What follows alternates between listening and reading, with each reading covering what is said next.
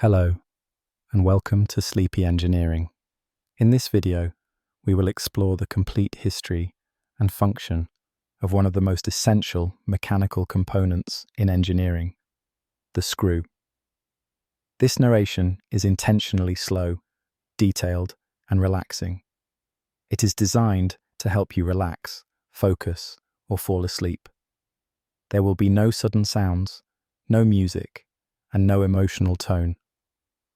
Only the steady voice of information. Now please sit back, close your eyes if you like, and let the story of the screw begin. Section 1. Introduction. The importance of fasteners in engineering. Fasteners are fundamental components in the field of engineering, providing the essential function of mechanically joining two or more objects together. They are present in nearly every aspect of human-made construction, from the smallest electronic devices to the largest industrial machinery, infrastructure, and aerospace systems. The importance of fasteners lies in their ability to create non-permanent or semi-permanent joints that are reliable, replaceable, and cost-effective. This characteristic makes fasteners indispensable in design and manufacturing, allowing engineers to assemble components efficiently, disassemble them for maintenance, and replace worn or damaged parts without destroying the original system. The field of fasteners encompasses a wide variety of types, including screws, bolts, nuts, rivets, and washers, each tailored to specific applications, load conditions, and environmental factors. These fasteners are not only chosen based on their mechanical properties, such as tensile strength, shear strength, and fatigue resistance, but also on factors such as corrosion resistance, thermal expansion compatibility, and ease of installation. The economic impact of fasteners is also significant. The global fastener industry supports numerous sectors, including automotive, construction, electronics, shipbuilding, and energy. Without fasteners, modern assembly lines would be impossible, and product life cycles would become less manageable. In civil engineering, for instance, steel structures are held together using bolts that allow for the massive forces exerted on bridges, towers, and buildings to be safely distributed. In mechanical engineering, the presence of fasteners allows for the precise assembly of components in engines, gearboxes, and machine tools, all of which require both strength and serviceability. Additionally, fasteners contribute to safety. A poorly chosen or improperly installed fastener can result in catastrophic failure, from minor mechanical breakdowns to major structural collapses. Therefore, the design and selection of fasteners must follow rigorous engineering standards and often require simulation and testing under realistic conditions. Over time, the development of fasteners has been driven by advances in material science, machining capabilities, and industry needs. What began as hand-forged iron nails has evolved into high-precision titanium bolts used in aerospace assemblies. These components are now designed with complex geometries, threads, and coatings to optimize their function in specific contexts. For example, bolts used in deep-sea applications require resistance to saltwater corrosion, while those used in the aerospace sector must be lightweight and capable of withstanding extreme temperature fluctuations. Engineering standards have evolved in tandem with fastener technology. Today, international organizations such as ISO, DIN, ANSI, and JIS publish detailed specifications that dictate everything from thread pitch to tensile properties. These standards ensure global compatibility, making it possible to source fasteners from around the world and integrate them into multinational production systems. In product design, the fastener is often one of the first considerations and one of the last components to be installed. Engineers must account for the forces acting on each joint, including axial loads, vibrations, and environmental stresses. The torque applied during installation must be calculated with precision to ensure that the fastener performs its intended function without failure. Failure to do so can lead to either loosening under dynamic conditions or fracturing due to over-tightening. The seemingly simple act of fastening is, in reality, the culmination of complex engineering analysis and practical constraints. One must also consider the ergonomics and tools required for assembly. For instance, hex bolts allow for easier torque application in confined spaces, while Phillips head screws can be more prone to cam out under high torque. This is why the fastener's design is inherently linked to human and robotic assembly methods, influencing productivity and reliability in production environments. In engineering education, the study of fasteners is typically introduced early due to its foundational nature. Students learn about thread types, torque specifications, preload, and the principles of bolted joint design. Laboratory experiments often include tensile testing of fastened assemblies, torque to yield measurements, and demonstrations of failure, modes such as stripping and fatigue. This academic grounding reinforces the real-world significance of fasteners and their contribution to structural integrity. In summary, fasteners are not merely small metal parts that hold things together. They are critical elements of engineering design that influence the performance, safety, maintenance, and cost of virtually all man-made systems. Without them, the world of engineering would collapse, literally and figuratively. This introduction sets the stage for a deeper exploration into the evolution, classification, standardization, and technical aspects of screws, bolts, and other fasteners. In the following sections, we will examine the historical development of fastening methods, trace the origins of the screw, explore how standardization revolutionized manufacturing, and delve into the intricate geometries and materials that make modern fasteners reliable and efficient components in every branch of engineering. Long before the invention of screws and bolts, ancient civilizations developed a variety of methods to join materials together using mechanical and manual techniques. These methods were based on the available tools, materials, and engineering knowledge of the time, and they laid the foundation for the development of modern fasteners. In early human history, people used natural materials such as vines, tendons, and plant fibers to bind objects together. These early fasteners were used primarily in simple structures like shelters, weapons, and tools. Over time, as metallurgy and craftsmanship improved, more permanent joining methods emerged, including wooden pegs, mortise and tenon joints, and metal clamps. One of the earliest known methods of mechanical fastening was the use of dowels. Dowels are cylindrical rods, often made of wood, that are inserted into aligned holes in two adjoining pieces of material. When properly sized and fitted, they create a secure joint through friction and compression. This technique was used extensively in ancient Egypt and Mesopotamia, where wooden furniture and architectural elements were joined without the use of metal. Doweling remains in use today, particularly in woodworking. Another method that gained prominence was the mortise and tenon joint. In this technique, a protruding tenon on one piece fits snugly into a corresponding cavity or mortise on another piece. These joints provided strong mechanical interlocks and were often reinforced with adhesives or wooden pegs. Mortise and tenon joints were widely used in Chinese architecture, shipbuilding, and cabinetry. They enabled structures to withstand both static and dynamic loads without the use of nails or screws. Rope lashings and bindings were also common. By wrapping rope or sinew tightly around two components, ancient builders could create secure joints capable of withstanding tension and shear forces. This technique was prevalent in the construction of early bridges, rafts, and dwellings, especially in maritime cultures. Knots and lashings became sophisticated over time, with specialized techniques developed for different applications.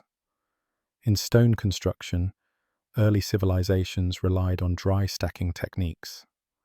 Stones were shaped and placed together without mortar, relying on gravity and friction to hold them in place. In some cases, metal clamps or butterfly joints were used to hold adjacent stones together. For example, the ancient Greeks and Romans used iron clamps to bind marble blocks in temples and public buildings. These clamps were sometimes embedded in lead to prevent corrosion and absorb movement.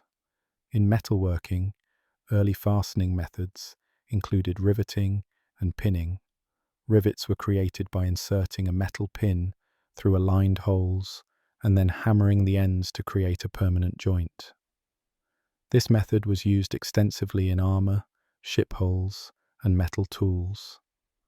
Bronze and iron rivets appear in archaeological findings dating back thousands of years. Pinning, on the other hand, involved driving a tapered pin into a hole to create an interference fit. Pins could be removed and reused, making them one of the earliest forms of removable fasteners. In textiles and leatherworking, fasteners took the form of stitching, lacing, and toggles. Thread made from sinew or plant fiber was used to sew materials together, while toggles made from bone or wood acted as mechanical closures. These fastening methods enabled the creation of garments, bags, and shelters that could withstand harsh environmental conditions. Adhesives also played a role in early joining methods. Natural glues made from animal hides, tree sap, and beeswax were used to bond materials. While not fasteners in the mechanical sense, these adhesives complemented joint designs and provided additional strength. The limitations of these ancient fastening techniques were primarily related to material properties and manufacturing precision. Wood and rope degraded over time, and the lack of standardization meant that components were handcrafted to fit a specific application. However, these early solutions demonstrated remarkable ingenuity and effectiveness. They reflected a deep understanding of material behavior and load paths long before the development of formal engineering principles. The transition from these early methods to more advanced fasteners was gradual, influenced by innovations in metalworking, toolmaking, and mechanical theory.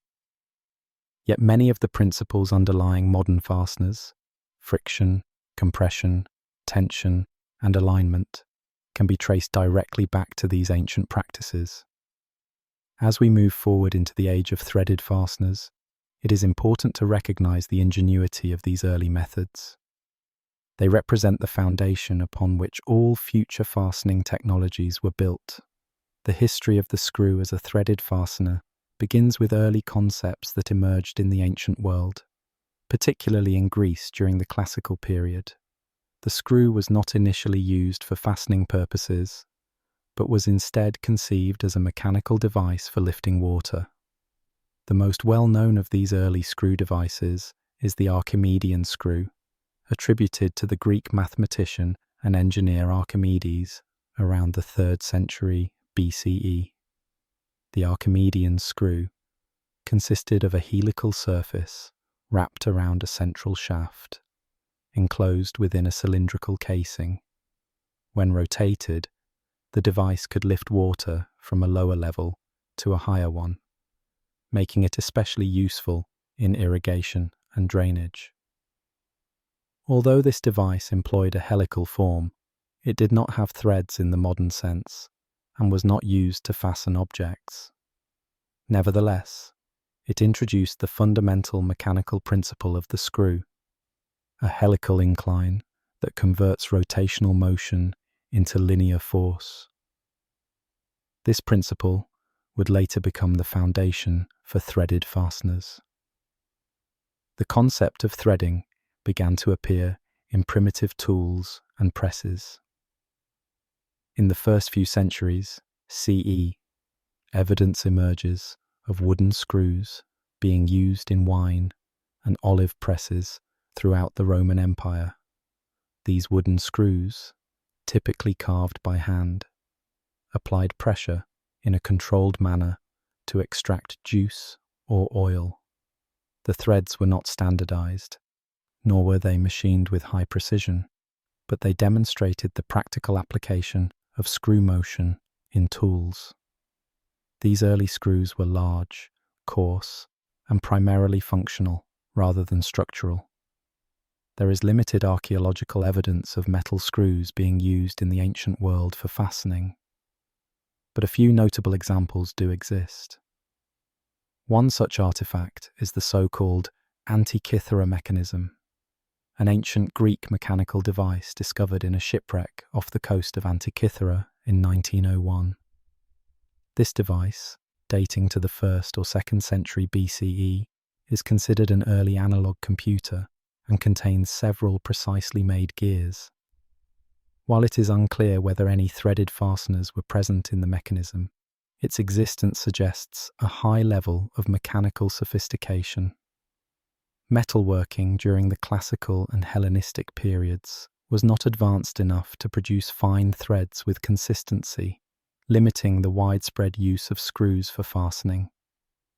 Threading metal required tools with precise cutting edges, as well as knowledge of thread geometry, none of which were fully developed at the time. Additionally, there was no system of standardization, so any screw that was made had to be custom fitted to its matching hole or nut. In some cases, spiral grooves were cut or filed into metal or wood to create a makeshift thread. But these were rare and labor-intensive processes. As civilizations transitioned through the late Roman and early medieval periods, the use of screws remained mostly confined to press systems and specialized mechanical devices. The lack of advanced lathes or threading dies meant that screws continued to be produced manually, often with significant variation between individual parts. It wasn't until the Renaissance that threaded fasteners began to gain more traction, thanks in part to developments in metallurgy, precision machining, and engineering documentation. One of the earliest documented descriptions of a screw-cutting lathe comes from Leonardo da Vinci, who sketched machines designed to carve spiral grooves into cylindrical shafts, although it is unclear whether these machines were ever constructed during his lifetime. The concept was critical in the evolution of the screw, from a tool component to a functional fastener. Da Vinci's understanding of threads included the idea of pitch and lead, showing a deep mechanical insight into the operation of screw-based mechanisms. Meanwhile, in medieval Europe, artisans and blacksmiths continued to experiment with primitive threads, especially in toolmaking and armor. Threaded fasteners were still uncommon and reserved for high-value items, where adjustability or disassembly was desired. The vast majority of joints continued to rely on pins, rivets, or welded assemblies. By the end of the 15th century, craftsmen in parts of Europe began to use taps and dies, hand tools for creating internal and external threads. These early versions were simple and manually operated, often yielding inconsistent results, but they marked the beginning of reproducible threads. The process remained slow, and the resulting fasteners were expensive to make. However, the principle of thread engagement, using inclined planes to distribute force and resist linear motion, was now well understood and applied more deliberately. The evolution of the screw as a fastener also parallels the spread of clockmaking. Precision was critical in timekeeping, and watchmakers needed ways to secure tiny components while still allowing access for maintenance. The introduction of fine threaded screws into watch and clock mechanisms represented one of the earliest uses of screws as reliable, structural fasteners. These screws were often made of brass or steel and required the development of miniature threading tools. This shift demonstrated the potential of the screw beyond pressing and rotating mechanisms. Though early screw threads varied greatly in form, some triangular, some square, and some trapezoidal, the underlying concept remained consistent: a continuous ridge that engages with a corresponding groove to create a mechanical connection. Over time, empirical knowledge and trial and error approaches led to more refined thread shapes that improved strength and ease of manufacture. Despite these advancements, screws remained a specialty item through most of the pre-industrial era. Their production was time-consuming and costly, requiring skilled labor and specialized tools. As a result, they were not yet suitable for large-scale construction or manufacturing. Instead, their use was limited to scientific instruments, high-end cabinetry, and specialized applications in engineering and machinery. In retrospect, the early history of the screw is marked by sporadic use and slow evolution, constrained by the limits of technology and manufacturing. Yet each incremental advancement, from the Archimedean screw to Leonardo's threading machines, contributed to the eventual rise of the screw as a universal fastener. The helical form, so intuitive in its mechanical advantage, would soon become one of the most standardized and mass-produced elements in engineering history. In the next section, we will examine why the medieval period saw a relative decline in screw usage and how alternative fastening methods continued to dominate until the advent of more advanced machining techniques in the Renaissance and early modern era. During the medieval period, the use of screws as fasteners remained exceptionally rare, largely due to technological limitations in metalworking, tool precision, and manufacturing repeatability. The mechanical principles of the screw had already been understood in antiquity, particularly for use in presses and other rotational devices. Yet the infrastructure necessary for producing reliable threaded fasteners on a wide scale did not exist in Europe throughout most of the Middle Ages. As a result, other fastening methods continued to dominate construction, woodworking, metalworking, and early mechanical engineering across Europe and the Middle East. One of the most common fastening techniques during this period was the use of wooden joinery. Carpenters and builders favored traditional methods such as mortise and tenon joints, dovetails, and wooden pegs, or dowels. These methods required skill and time to execute, but they did not rely on metal fasteners and could be produced using hand tools such as chisels, saws, and hammers. For most architectural applications, especially in timber frame construction, wooden pegs driven into tight-fitting joints provided adequate strength and durability.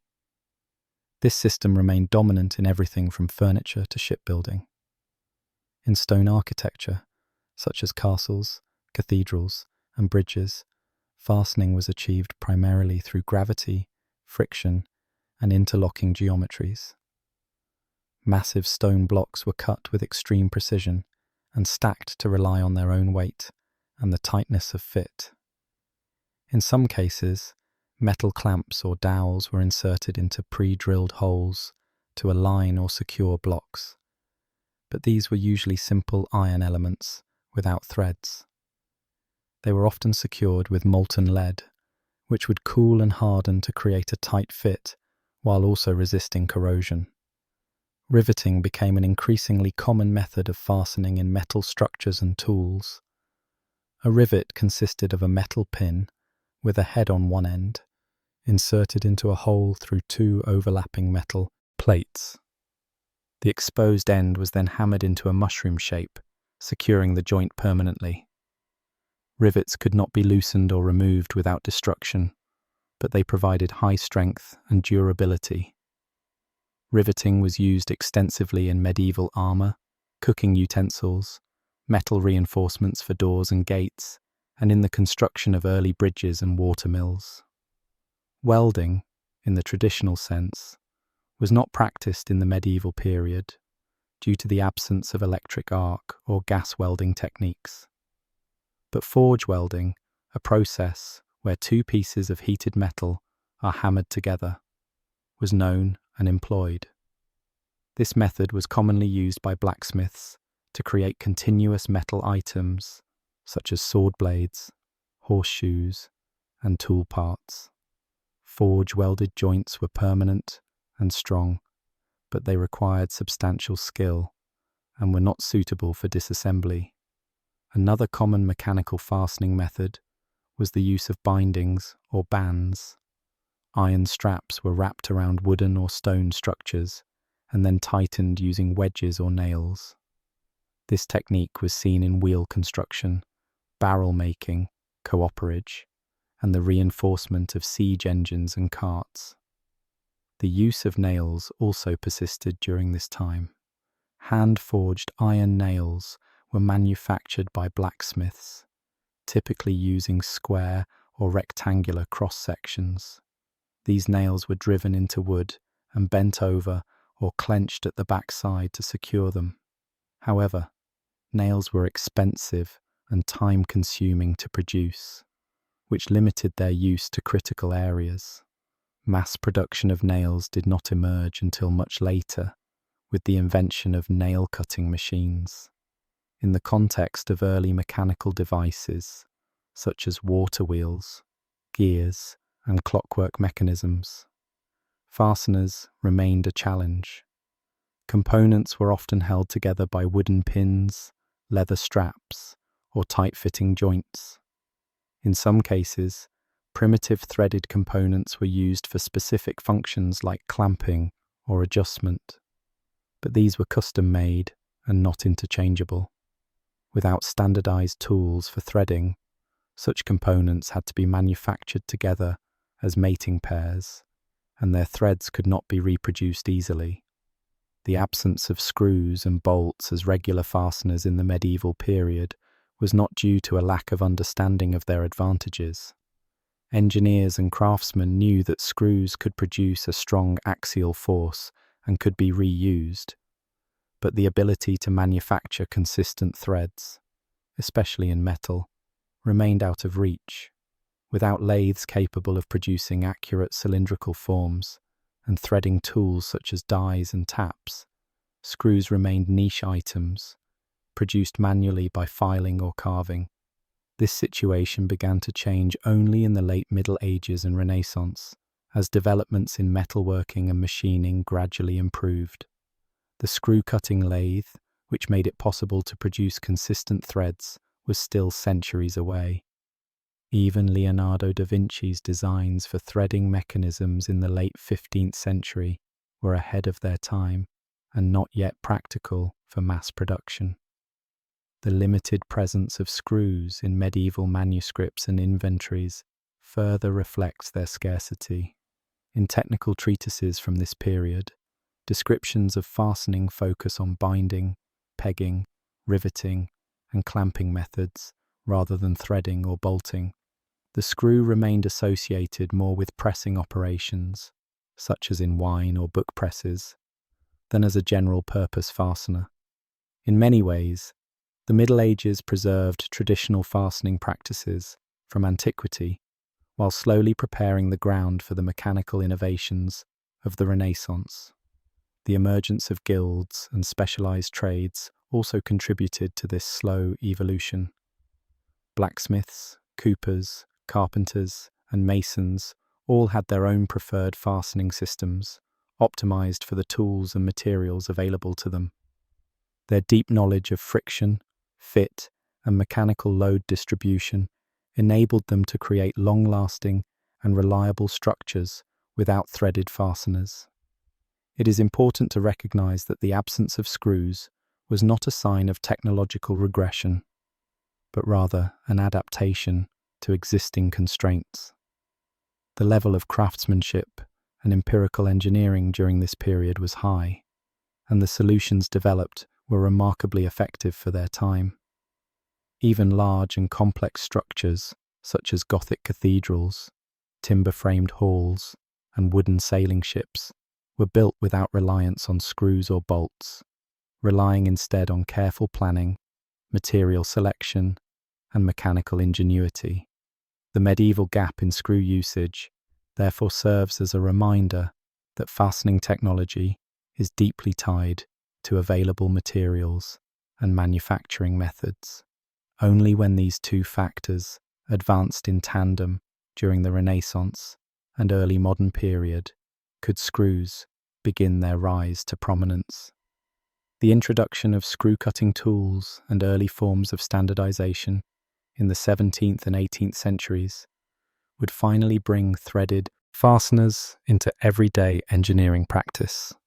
In the next section, we will explore how the birth of the metal screw coincided with the rise of metalworking capabilities and set the stage for the industrial transformation of fastening. The transition from primitive fastening methods to the metal screw as a manufactured fastener occurred gradually and was made possible by the steady advancement of metalworking techniques, precision tools, and an increasing demand for reliable, reusable joints in mechanical systems. The late medieval and early Renaissance periods saw a growing interest in machines, mechanisms, and precision instruments, which created the conditions necessary for the birth of the metal screw as a functional engineering component. Until this point, screws had existed primarily in the form of hand-carved wooden components or custom-machined pieces for specialized tools like presses and early scientific devices. These early forms were labor-intensive to produce and lacked interchangeability. With the advent of improved metal forging, casting, and machining techniques, however, metal screws began to emerge as repeatable, reliable, and increasingly common solutions for fastening. In the 15th and 16th centuries, Europe experienced a wave of innovation in manufacturing, and skilled artisans such as clockmakers, armourers, and toolmakers began experimenting with the idea of small, threaded fasteners made from iron, brass, and later steel. The clockmaking industry, in particular, played a key role.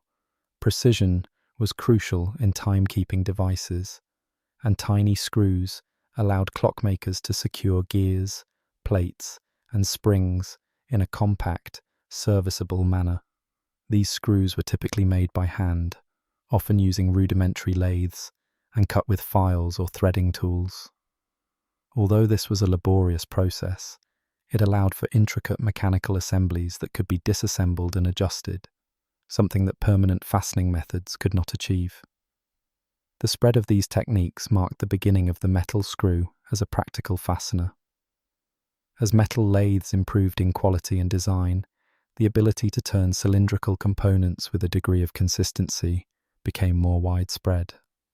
Leonardo da Vinci's sketches of screw-cutting devices from the late 15th century illustrate the conceptual understanding of how threads could be formed by coordinated, rotational, and linear movement.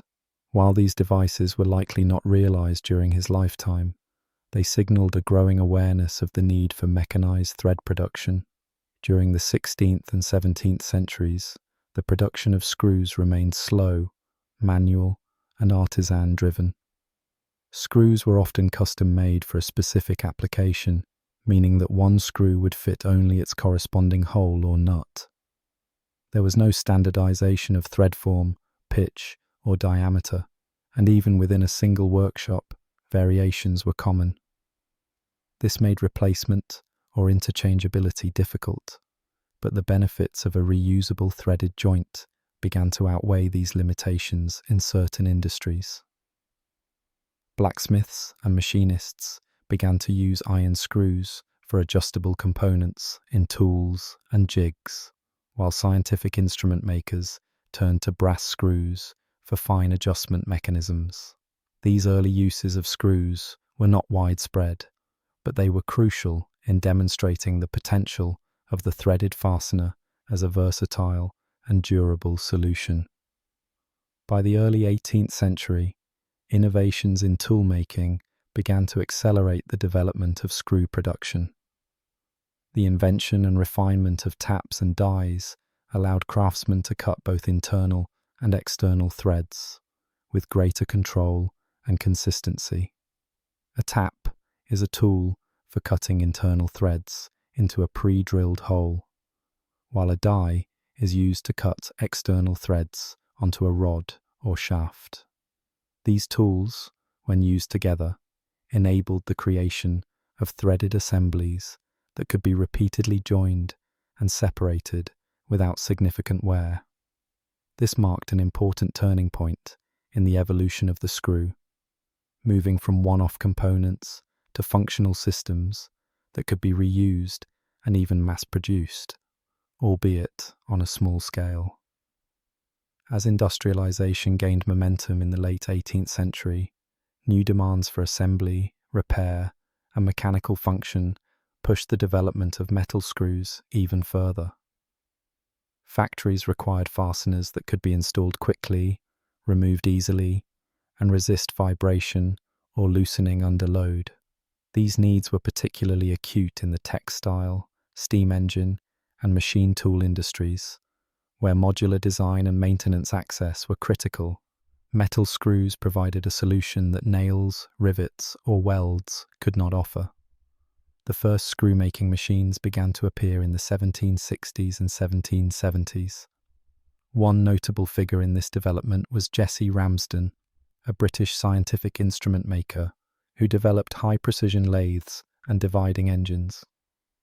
These machines enabled consistent thread cutting for screws used in telescopes, surveying equipment, and other finely tuned instruments. Around the same time, other innovators in England and continental Europe were working on mechanized screw production for larger components. The evolution of metalworking techniques also played a significant role. Advances in steel production, including better control over carbon content and heat treatment processes, led to materials that were better suited for making strong, wear-resistant fasteners. Brass remained a common choice for smaller screws, particularly in instruments, but iron and steel became the standard for structural and mechanical applications. The combination of material improvements, machining technology, and growing industrial demand set the stage for the full emergence of the screw as a standardized, engineered fastener. The introduction of screw threads into general engineering practice also began to influence design philosophy. Engineers started to design machines, tools, and structures with threaded joints in mind, appreciating their ability to transfer axial force, resist loosening, and allow for repeated assembly. The screw no longer functioned merely as a niche mechanism for presses and clocks. It was becoming a foundational component of engineering systems. Still, challenges remained. Thread standards did not yet exist, and screws from different manufacturers were often incompatible. The shape of the thread profile, the number of threads per inch, and the overall dimensions varied widely, even within a single application. Efforts to address this issue would come later, with figures such as Joseph Whitworth and William Sellers proposing national thread standards in the mid-19th century. Until then, machinists and engineers had to manage inconsistencies through custom fitting, rethreading, or keeping matched pairs of components together. Despite these hurdles, the 18th century saw the transformation of the screw from a handmade curiosity to a reproducible, engineered component. It was during this time that the groundwork was laid for the mass production of screws and bolts, which would become one of the defining features of the Industrial Revolution. The birth of the metal screw was not a single moment in time, but rather a gradual process involving cumulative advancements in metallurgy, machining, tooling, and engineering need. Each innovation built upon previous knowledge, moving the screw closer to the status it holds today, a ubiquitous, essential element in virtually every field of human construction and manufacturing. In the next section, we will explore how the Industrial Revolution brought about standardization, mass production, and global expansion of screw and bolt usage, forever changing the landscape of mechanical design. The Industrial Revolution marked a turning point in the history of fasteners, transforming screws and bolts from specialized, handcrafted components into mass-produced, standardized engineering essentials. This transformation was made possible by the convergence of several key factors, including the rise of mechanized manufacturing, the growth of heavy industry, and the increasing complexity of mechanical systems that demanded consistent, interchangeable components. Prior to the Industrial Revolution, screws were typically manufactured individually, often by filing threads by hand or using basic dies and taps. Each screw was unique, and fitting it into a threaded hole required careful adjustment. As production demands rose and mechanization spread, the inefficiencies of this system became increasingly problematic. Factories and workshops needed thousands, sometimes millions, of identical fasteners that could be easily replaced, quickly installed, and reliably maintained. This demand created a fertile ground for innovation in both the production and standardization of threaded fasteners. One of the most significant figures in this development was Joseph Whitworth, an English engineer who, in 1841, introduced the first widely accepted standard thread form. Whitworth observed that the lack of a common standard for thread angle, pitch, and diameter was hindering progress in British manufacturing. Each workshop had its own proprietary thread profiles, making spare parts and repairs difficult and expensive. Whitworth proposed a standardized thread profile with a 55-degree thread angle and specific proportions for thread depth and pitch relative to the screw diameter. This became known as the British Standard Whitworth (BSW) thread, and it represented a monumental step toward uniformity. Whitworth's system allowed fasteners to be produced to a common specification, ensuring that screws and nuts from different sources would fit together correctly. This made manufacturing more efficient, reduced inventory complexity, and greatly improved the maintainability of machinery. The BSW thread was soon adopted across British industry, particularly in the railway and textile sectors, and it served as a model for other nations to develop their own standards. At the same time, in the United States, similar challenges were being addressed. The American engineer William Sellers introduced a different standard in 1864, proposing a 60-degree thread angle and simplified thread geometry that was easier to manufacture with existing tools. His system, later known as the United States Standard Thread, USS, emphasized simplicity and ease of cutting, allowing for mass production using the lathes and screw-making machines available in American workshops. The USS standard was quickly adopted by the US Navy and other major institutions, laying the groundwork for national standardization. These early efforts in standardization were more than just mechanical details. They reflected a deeper shift in industrial philosophy. The move toward uniform parts meant that systems could be built with modularity in mind, allowing components to be sourced, replaced, and assembled with far greater efficiency than ever before. This development was essential to the success of assembly lines, mass production, and global trade. The Industrial Revolution also saw rapid advancements in machine tool technology. Screw-cutting lathes became increasingly precise, and the introduction of turret lathes and automatic screw machines enabled the production of threaded fasteners at unprecedented volumes. These machines could produce thousands of identical screws or bolts in a single day, making fasteners cheaper, more accessible, and more widely used than ever before.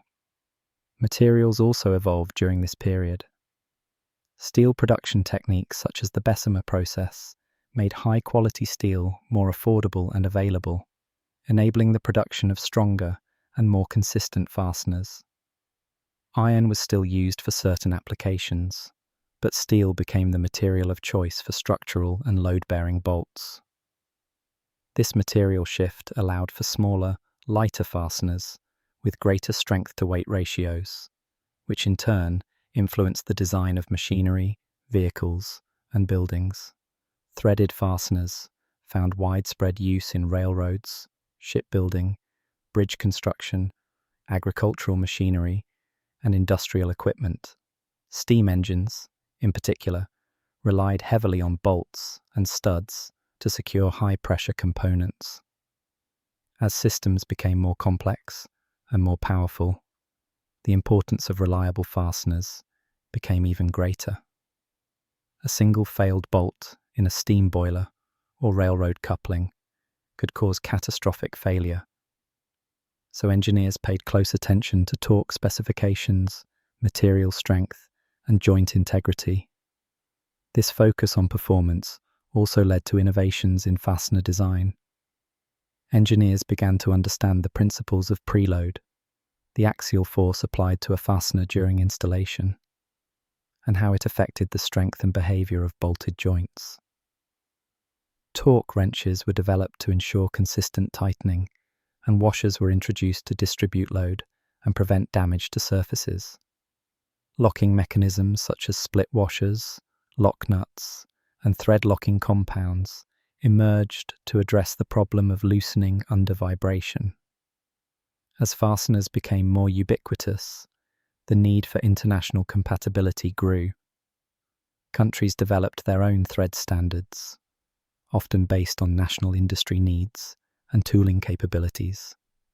The British had BSW and later BSF, British Standard Fine, while the Americans used USS and SAE, Society of Automotive Engineers.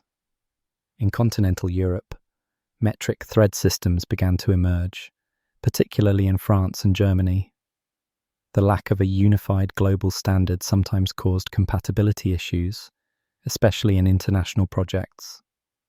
Engineers had to stock multiple types of fasteners and ensure that the correct standard was applied in each application. Despite these challenges, the standardization movement laid the foundation for global engineering collaboration.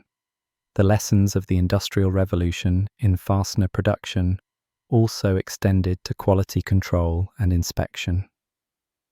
With the rise of interchangeable parts came the need for precision measurement. Thread gauges, micrometers, and other tools were developed to verify thread pitch, diameter, and profile during production.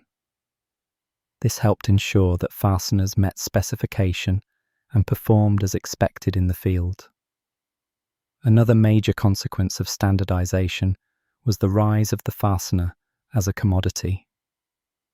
What had once been a specialty item was now a mass-produced, catalogued, and readily available component. Manufacturers published reference books and catalogues listing every possible size, material, and thread form, making it easier for engineers to select the appropriate fastener for any application. This accessibility further accelerated innovation, allowing engineers to focus on higher-level system design without having to custom-make basic components. In conclusion, the Industrial Revolution marked the true beginning of fasteners as we know them today. Through advances in manufacturing, machining, and material science, and most critically, through the establishment of standards, screws, and bolts evolved into essential, dependable, and globally recognized components. They became central to the very idea of mechanical engineering, serving as the invisible but indispensable connectors of the modern industrial world. The momentum of this period would carry fastener technology into the 20th century, where further refinement, metrication, and specialization would take place on an even broader scale.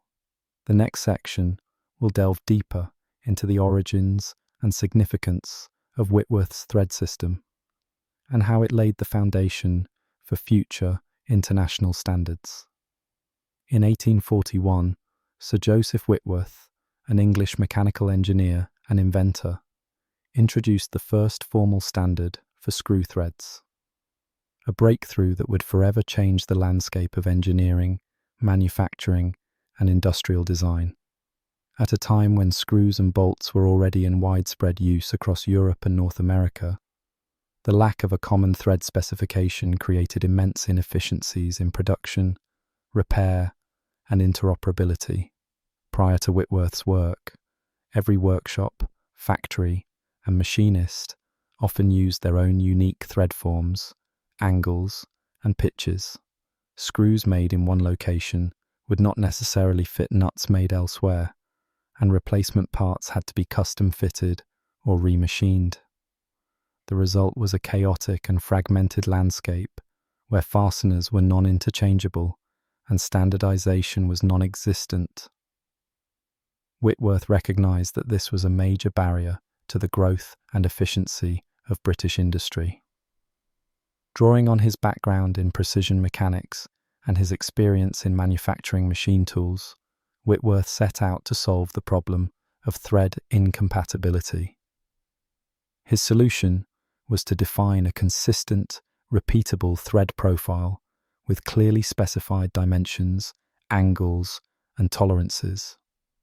The core of Whitworth's standard was a thread form with a 55-degree flank angle. This specific angle was not chosen arbitrarily. It represented a practical compromise between ease of manufacture and mechanical strength. A sharper angle, like 60 degrees, created more wear on tools and was harder to cut cleanly with the technology of the time, while a shallower angle might not provide sufficient holding power. The 55-degree angle offered good strength and was easier to machine using existing lathes and threading tools. In addition to the flank angle, Whitworth specified rounded roots and crests on the threads, rather than flat or sharp ones. This was another practical innovation. Rounded profiles reduced stress concentrations, which helped prevent cracks and fatigue failures, especially under dynamic loads. These smooth curves also made threads easier to produce with cutting tools and resulted in longer-lasting components. Whitworth also introduced the concept of a standardized relationship between the diameter of the screw and the pitch of the threads. Pitch refers to the distance between adjacent threads, and in Whitworth's system, each diameter had a corresponding pitch that was consistent across applications. This relationship allowed fasteners to be scaled up or down in size while maintaining consistent mechanical characteristics. Whitworth's thread system was not just a technical achievement, it was a visionary step toward national industrial coordination. His proposal came at a time when Britain was rapidly industrializing and building vast networks of railways, ships, engines, and machines. A standardized fastener meant that components could be manufactured in one region and assembled or repaired in another, dramatically improving the efficiency of logistics and maintenance. The British standard Whitworth BSW thread was quickly adopted by major industries, particularly the railway sector, which required vast numbers of identical bolts and nuts for tracks, rolling stock, and engines. By implementing Whitworth threads, manufacturers could share tooling, simplify inventories, and reduce the complexity of production lines. For the first time, it was possible to build large, complex systems with modular parts sourced from multiple suppliers. Over time, the use of Whitworth threads expanded beyond railways to shipbuilding, textiles, mining equipment, and general engineering. It became the de facto thread standard across the British Empire, and its influence extended to countries that traded with or were colonized by Britain. This widespread adoption created a level of global consistency that had never before existed in mechanical engineering. Whitworth's contributions were not limited to thread standards. He also made significant advances in metrology, machine tools, and surface flatness, all of which complemented his work on fasteners. His emphasis on precision measurement laid the groundwork for quality control and inspection practices that became essential in modern manufacturing. The introduction of gauges for thread checking, go, no-go gauges, thread pitch gauges, and micrometers can be traced back to the measurement principles advocated by Whitworth.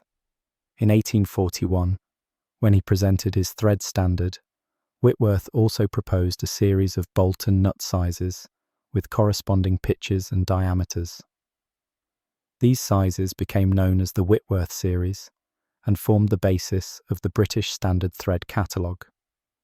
Over time, finer pitch variants were introduced for applications requiring greater thread engagement or more precise load distribution.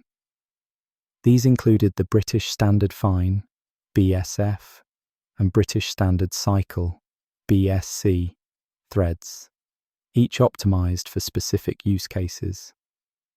While the BSW thread became ubiquitous in Britain and its colonies, it was not universally adopted worldwide.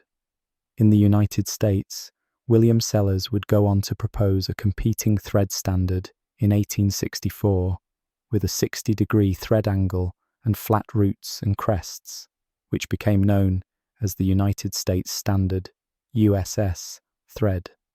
Although Sellers' system was technically simpler to produce and eventually gained widespread use in North America, the Whitworth system continued to dominate in British-influenced regions. The existence of these competing standards, BSW, USS, and later ISO metric threads, would become a source of compatibility challenges in international engineering projects.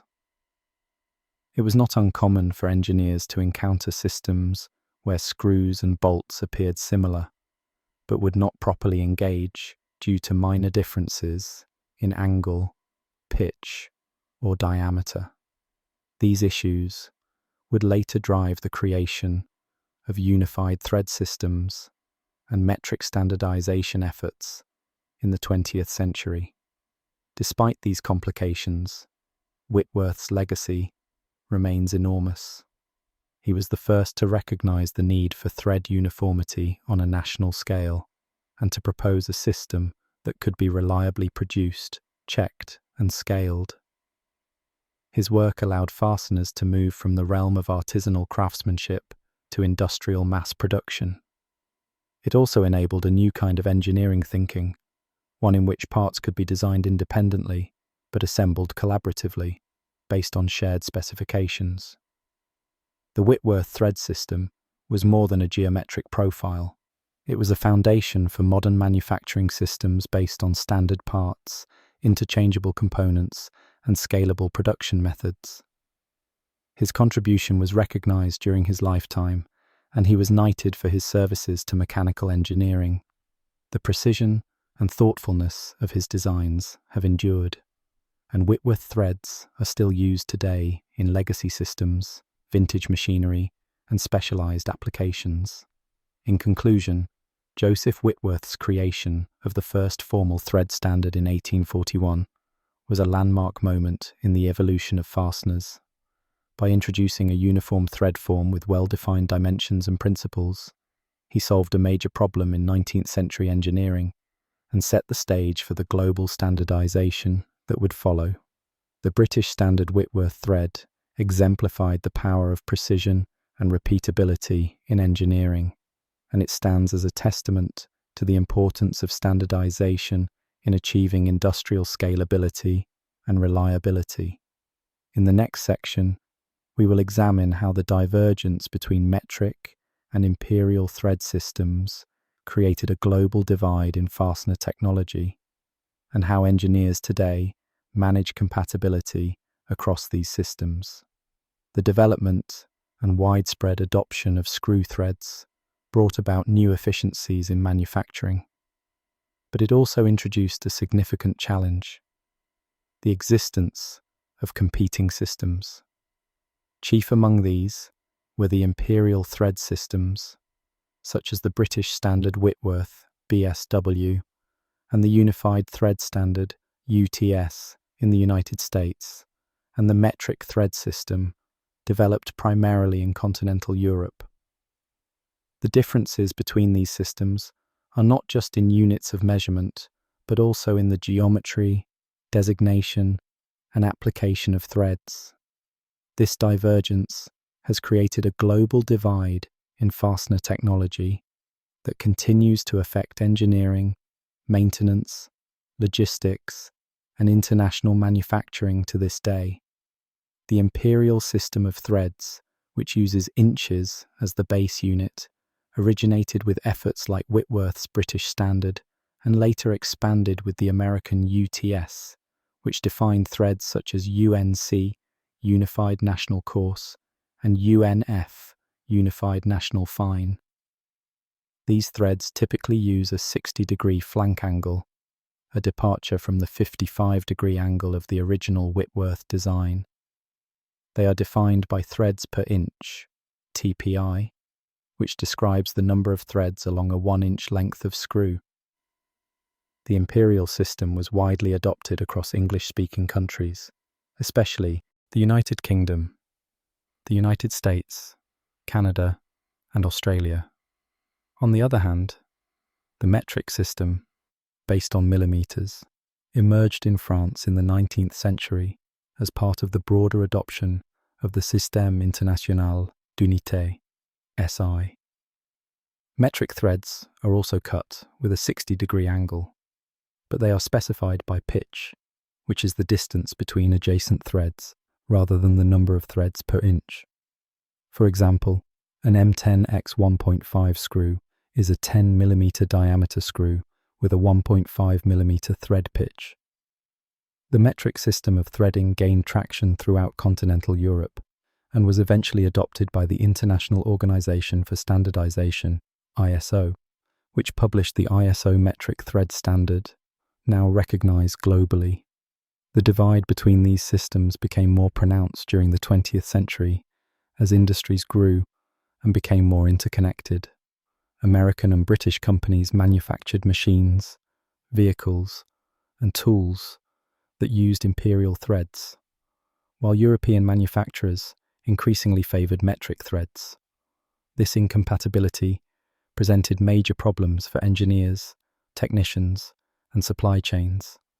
Screws would not fit in threaded holes unless they were made to the exact same standard, and mismatching thread systems could cause damage to components or introduce dangerous mechanical failures.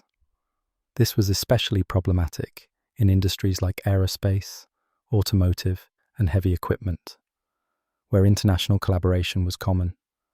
A bolt manufactured in the United States using UNF threading could not be replaced with a similar-looking bolt from Germany unless the threads matched precisely, even if the diameters were similar.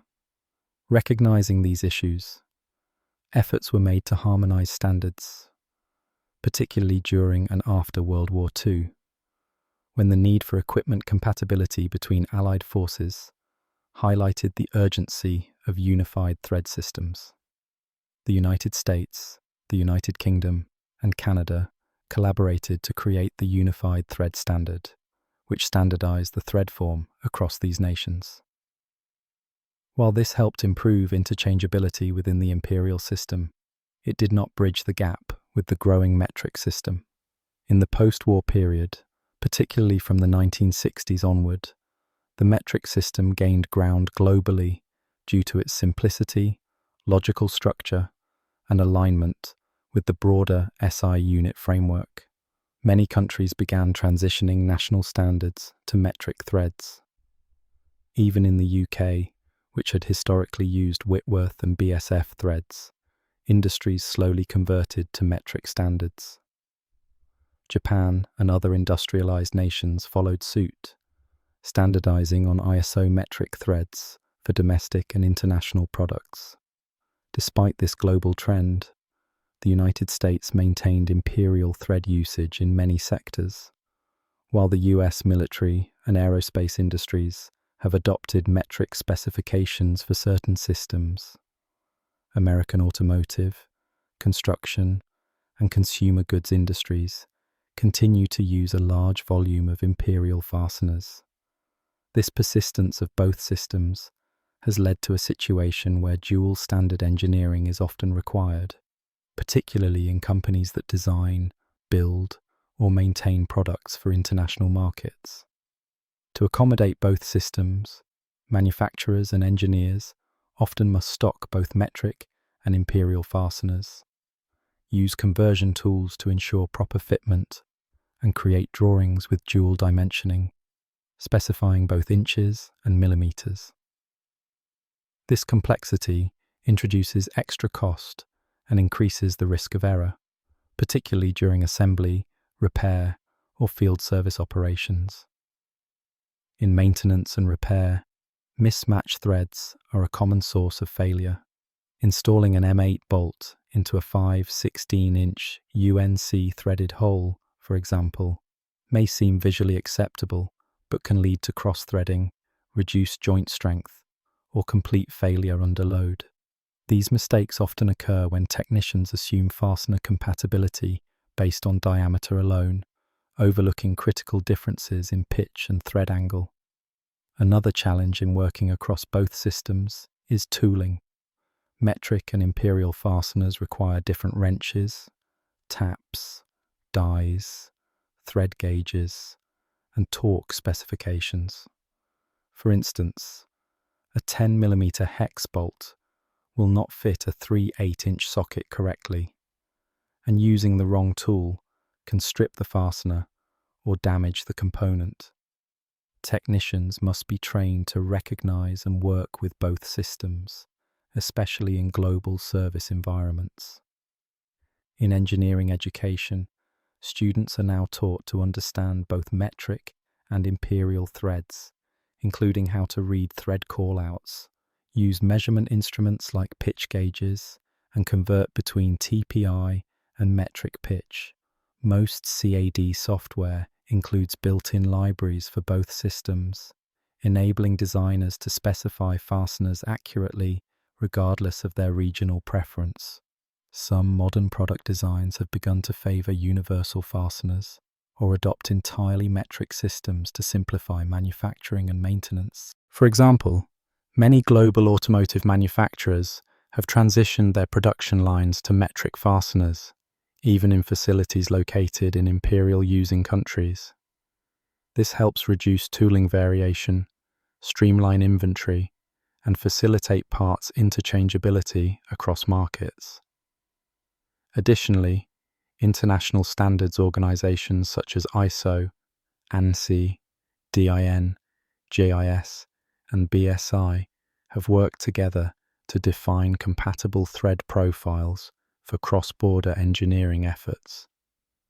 Hybrid fasteners have emerged in some sectors, bolts with metric thread pitch and imperial head sizes, or vice versa. But these are often used in niche applications and can cause more confusion than clarity. As global supply chains continue to grow and industries become more interconnected, the trend toward full metrication is likely to continue. However, the legacy of the imperial system remains deeply embedded, particularly in the United States and in long-lived infrastructure systems built decades ago. Equipment built in the 20th century with imperial fasteners may remain in service for many more decades, necessitating continued support for both thread standards. In conclusion, the divide between metric and imperial thread systems represents more than just a difference in measurement. It reflects historical, industrial, and cultural preferences that have shaped the development of engineering practice around the world. While the metric system is increasingly dominant, the coexistence of both standards presents ongoing challenges in design, manufacturing, and maintenance. Engineers must navigate this dual landscape with care, precision, and attention to detail, to ensure compatibility, safety, and performance. The next section will explore the many different types of screws and bolts now in use, offering an exhaustive classification of fasteners by head type, thread form, application, and function. Screws and bolts, though often casually interchanged in terminology, represent a diverse and highly specialized family of mechanical fasteners, each type designed to serve specific functions, applications, and environments. The classification of these fasteners can be based on several factors, including thread form, head shape, drive type, material, application, and method of installation. This section provides an exhaustive overview of the most common and widely used types of screws and bolts in modern engineering, while emphasizing their technical distinctions and appropriate uses. At the most fundamental level, screws and bolts are differentiated by their intended method of use. A bolt is typically paired with a nut and passes through unthreaded holes in the materials being joined. A screw, in contrast, is usually inserted into a threaded hole or creates its own thread in softer materials. Despite these definitions, the lines often blur, and classification frequently depends on industry context and regional naming conventions. One of the most commonly encountered types is the hex bolt, also known as a hex cap screw. This bolt features a six-sided head and is designed to be driven with a wrench or socket. Hex bolts are used in everything from structural steel connections to automotive assemblies due to their strength, ease of installation, and availability in both coarse and fine thread pitches. A variant is the heavy hex bolt, which has a thicker head and is used in heavy construction applications where higher torque is required. Next are machine screws, which are smaller diameter fasteners used primarily for precision assemblies, such as electronics, machinery, and appliances. Machine screws come in a wide variety of head styles, including flathead, panhead, roundhead, oval head, and truss head. These screws are often used with tapped holes or nuts, and are commonly made of steel, stainless steel, or brass. Socket head cap screws are distinguished by their cylindrical heads and internal hex drive. They are used in applications where space is limited or where a smooth exterior is desired. Because they are made to high-strength standards, socket head cap screws are commonly found in tooling, robotics, and aerospace systems. A lower-profile version is the button head screw, which offers a larger bearing surface and a more finished appearance, though it generally supports lower torque. Flat head screws, also known as countersunk screws, are designed so that the head sits flush with or below the surface of the material once installed. These are often used in cabinetry, metalworking, and precision manufacturing, where surface smoothness is required. The most common drive types for flat head screws include Phillips and Torx. Another key category is the self-tapping screw, which cuts its own internal thread as it is driven into a material. These are especially useful for joining sheet metal, plastic, or wood without pre-tapped holes. Self-tapping screws can have various thread forms, including sharp, cutting edges, or fluted tips, designed to remove material as the screw advances. A subset of this type is the self-drilling screw, which incorporates a drill-like tip to eliminate the need for pilot holes entirely. These are often used in HVAC, roofing, and light steel framing. Wood screws are specifically designed for use in timber. They usually feature a coarse thread and a sharp point to penetrate wood fibers effectively. The unthreaded shank below the head allows the upper piece of wood to be pulled tightly against the lower one, enhancing clamping force. Wood screws come in many head styles, including flat, oval, and round heads, and are often zinc-plated or brass-coated for corrosion resistance. Lag screws, also known as lag bolts, are large wood screws with a hex head. These are used for heavy-duty fastening in construction, such as securing beams or ledger boards. Because of their size and strength, lag screws often require pre-drilling and are driven with a wrench rather than a screwdriver. Sheet metal screws are similar to wood screws, but are typically hardened to cut into thin metal sheets. They have sharp threads and come in a variety of tip styles, including pointed, blunt, and self-drilling. Applications include ductwork, enclosures, and metal framing. In environments requiring disassembly and reassembly, thumb screws are often used. These have large knurled or winged heads that allow for manual tightening and loosening without tools. They are common in consumer electronics, lighting, and fixture assemblies. Set screws, also called grub screws, are used to secure one object within another, such as a gear or pulley on a shaft. These screws are headless and have a threaded body that sits entirely within a hole. The driving feature is typically a hex socket or slotted end. Set screws come in various tip styles, including cut point, cone point, flat point, and dog point, each suited for different holding requirements. Carriage bolts are a distinctive type of bolt with a domed head and a square section beneath the head that prevents rotation when installed into wood. These bolts are commonly used in furniture assembly, fencing, and timber construction. On the opposite end of the spectrum, eye bolts feature a looped head and are used for lifting or securing cables, chains, or ropes. Similarly, U-bolts have a U-shaped body with threads on both legs and are typically used to attach pipes or tubes to flat surfaces. Anchor bolts are designed for concrete installations. They are embedded in concrete foundations and serve as anchoring points for structural steel, equipment, or machinery. Variants include L-bolts, J-bolts, and wedge anchors. Anchor bolts often have long threads and require careful positioning before the concrete sets. Captive screws are designed to remain attached to a panel or cover, even when loosened. These are used in environments where dropped fasteners could pose safety or contamination risks, such as in aerospace, military, or cleanroom applications.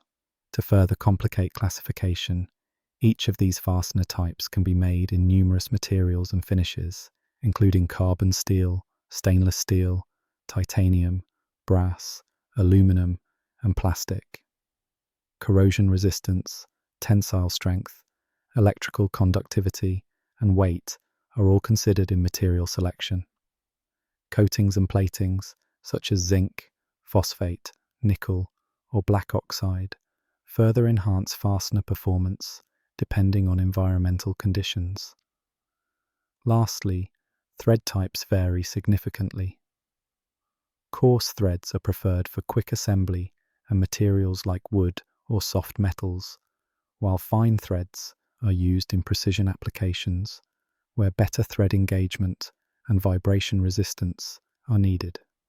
Threaded fasteners may follow isometric threads, unified threads, UNC, UNF, or specialty threads, such as Acme, buttress, or square threads for load-bearing applications. In conclusion, the world of screws and bolts is vast and highly engineered. Each variation, whether in head shape, drive type, thread form, or material, is designed for specific performance criteria. Understanding the full classification of fasteners is essential for engineers, designers, and technicians to ensure the correct fastener is chosen for every application, from structural steelwork to microelectronics. In the next section, we will examine in detail the different head types and drive styles of fasteners, explaining how they affect installation, torque transmission, tool compatibility, and overall performance. The head of a screw or bolt plays a critical role in both its function and installation. It determines how the fastener is driven, how force is applied, what tools are compatible, and how the fastener interacts with the materials being joined. In this section, we will explore the most common head shapes and drive styles used in modern engineering, focusing on their technical characteristics, advantages, limitations, and ideal use cases. Understanding head types and drive mechanisms is essential, not only for selecting the right fastener, but also for optimizing assembly processes, minimizing installation time, and ensuring reliable performance under load. One of the most widely used head types is the hex head, which features a six-sided exterior profile designed to be turned using a wrench or socket. Hex heads are common on bolts used in structural, automotive, and heavy machinery applications. Their shape allows for high torque transmission without cam-out, and the external profile makes them suitable for environments where access is good and wrench clearance is available. Hex head bolts are often used with flat washers and nuts to evenly distribute the load and prevent damage to the work surface. A variation of this is the flange head, which incorporates a built-in washer under the head, increasing the bearing surface and reducing the need for a separate washer. Another popular head type is the socket head cap screw, which has a cylindrical head with an internal hex drive. This head style allows for installation in recessed or tight spaces where a wrench would not fit. Socket heads are used extensively in machinery, robotics, and precision equipment. Their compact profile provides strength and neatness, and their internal drive resists stripping under proper torque. However, they require a hex key or Allen wrench for installation, which must be kept clean and undamaged to avoid tool slippage. For applications where a smooth surface is needed, or where the fastener should sit below the surface of the material, the flat head is commonly used. Also known as a countersunk head, this type has a conical shape that allows it to sit flush with the surface when installed into a countersunk hole. Flat head screws are used in woodworking, cabinetry, electronics, and aircraft interiors, where flush finishes are important. The most common drive style for flathead screws is the Phillips drive, although Torx and internal hex options are also available. Related to the flathead is the oval head, which is also countersunk but includes a slightly rounded top for decorative or semi-flush finishes. A more rounded alternative is the pan head, which has a slightly domed top and a flat bearing surface underneath. Pan heads are used when the fastener is meant to sit on top of the material without recessing. They provide a wide surface area for load distribution and are often used in sheet metal, plastics, and enclosures. A similar shape is the round head, which is more prominently domed and often used for aesthetic purposes or in vintage applications. The truss head is another dome-style head, but with a larger diameter and lower profile than the pan head. It provides even greater load distribution and is often used in applications requiring thin or fragile materials, such as plastic panels or thin sheet metal. Its wide footprint helps prevent pull-through, especially in low-strength substrates. For situations where manual adjustment is required without tools, thumb screws or wing screws are used. Thumb screws have a large knurled head that can be gripped with fingers, while wing screws have two flat wings extending from the head, making them easy to turn by hand. These are common in consumer electronics, temporary fixtures, and access panels where frequent removal is needed. In cases where a clean or tamper-resistant exterior is necessary, button head screws are often chosen. These have a rounded, low-profile head and are typically driven by an internal hex or Torx driver. Button head screws are aesthetically pleasing and offer moderate strength, making them suitable for enclosures, furniture, and exposed fasteners where appearance matters. Cap nuts, also called acorn nuts, are another example of a fastener with a specialized head. These nuts have a dome top and are used to cover the exposed end of a bolt for both safety and aesthetics.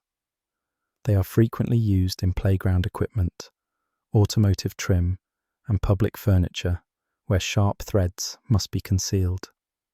Now turning to drive styles, the slotted drive is the simplest and oldest form, featuring a single horizontal groove across the head. While easy to manufacture, slotted drives are prone to slippage, known as cam-out, and require precise alignment with a flat blade screwdriver. As a result, they are rarely used in modern applications, except for restoration work, decorative uses, or where torque requirements are very low. The Phillips drive, invented in the 1930s, was designed to address the shortcomings of slotted screws by providing a cross-shaped recess that centers the driver automatically. Phillips screws are common in consumer goods and general-purpose fastening, but they are still prone to cam out under high torque. This characteristic was intentionally built in to prevent over-tightening on assembly lines, but it can be problematic in maintenance or high-load environments. To improve torque transmission and reduce cam-out, the Posidriv drive was introduced as an enhancement to the Phillips design. It features additional ribs between the main cross slots and requires a specific Posidriv screwdriver for optimal performance. While less common in North America, Posidriv is widely used in European manufacturing. For high-torque applications, the Torx drive, also known as a star drive, has become increasingly popular. Torx features a six-pointed star-shaped recess that allows for better torque transfer and virtually eliminates cam-out. It also reduces wear on both the fastener and the tool. Torx screws are commonly found in electronics, automotive assemblies, and aerospace components.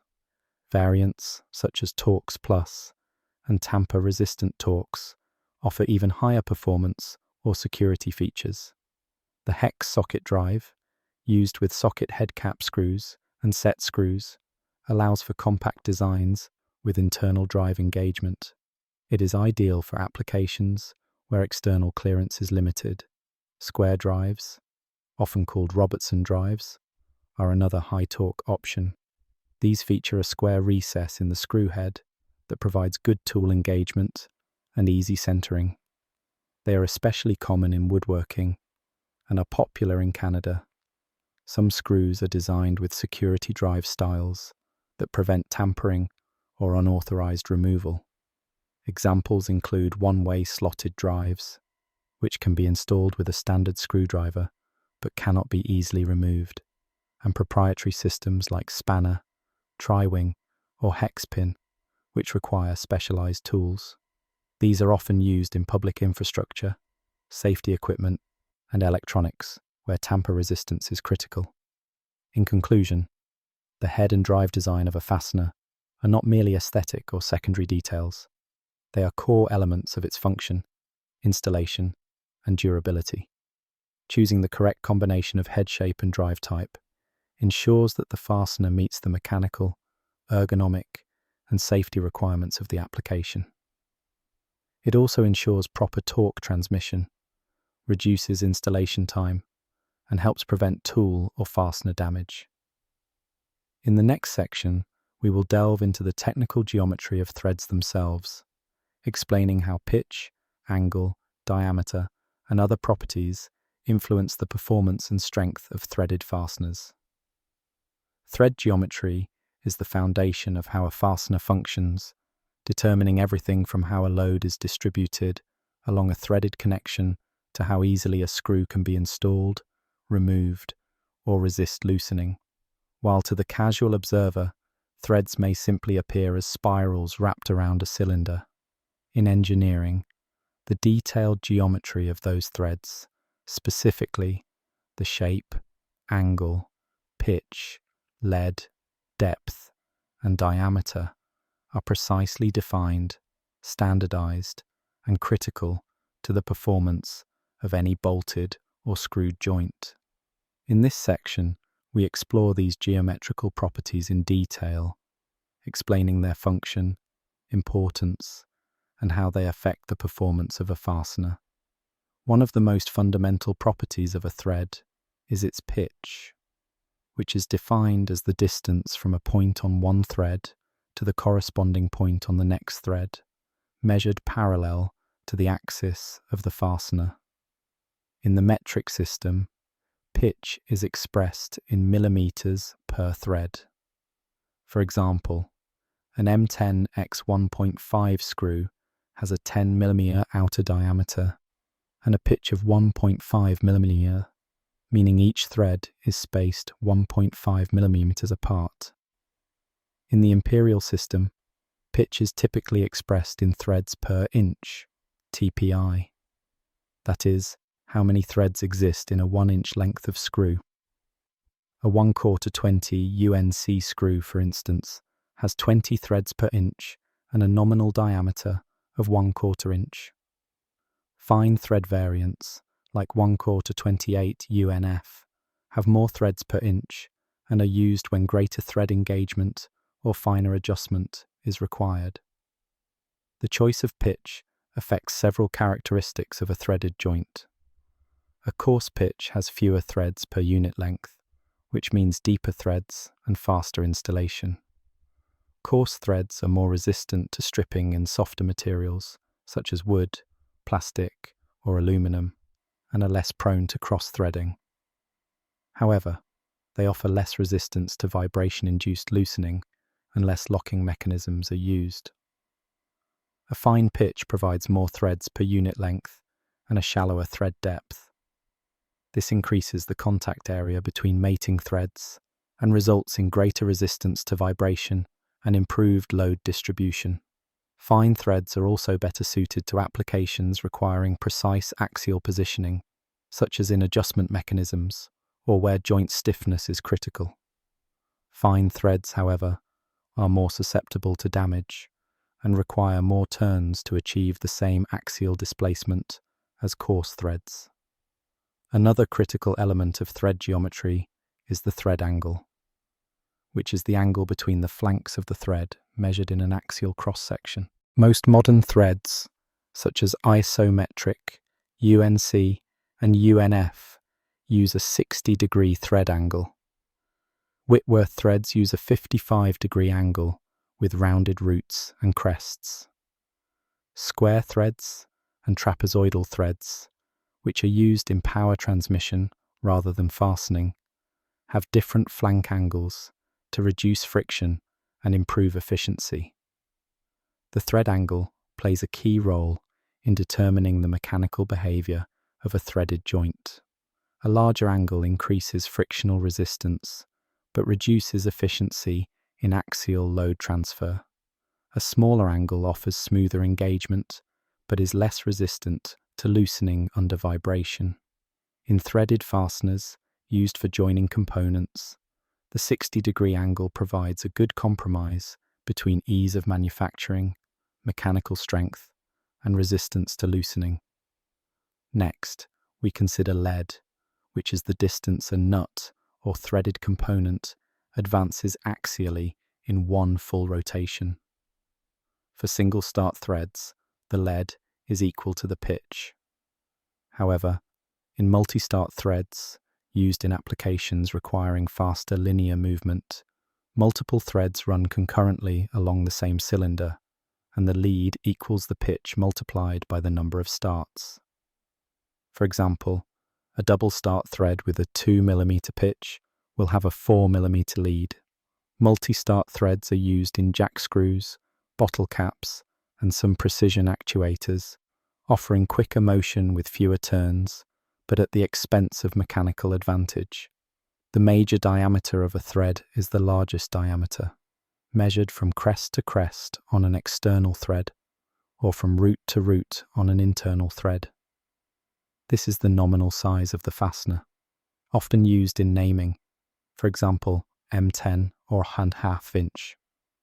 The minor diameter is the smallest diameter, measured from root to root on an external thread, or crest to crest on an internal thread. The pitch diameter, or effective diameter, lies between the major and minor diameters and represents the diameter at which the thread thickness equals the space between threads. It is critical in determining how well mating threads engage and share load. Tolerances on pitch diameter are tightly controlled to ensure interchangeability and load distribution. Thread depth, the vertical distance between the crest and root of the thread, also influences strength and engagement. Deeper threads are generally stronger in softer materials, but may require more material removal and introduce stress concentrations. In hard materials or precision applications, shallow threads are preferred to minimize distortion and ensure accurate alignment. The thread form, or profile, defines the exact shape of the thread's cross-section. The most common form is the V-thread, found in isometric and unified systems. This profile is easy to cut and provides sufficient strength for most fastening applications. Square threads have flat flanks and are used in linear motion and power transmission, such as in screw jacks or vices. Their design minimizes friction, but is harder to manufacture. Trapezoidal threads, such as the Acme thread, offer a compromise between strength and manufacturability and are common in lead screws. Thread geometry also includes clearance and class of fit, which dictate how tightly the internal and external threads mate. A loose fit is easier to assemble and allows for thermal expansion, dirt, or corrosion, but it may have more play or backlash. A tight fit improves precision and load distribution, but requires careful alignment and may be more prone to seizing.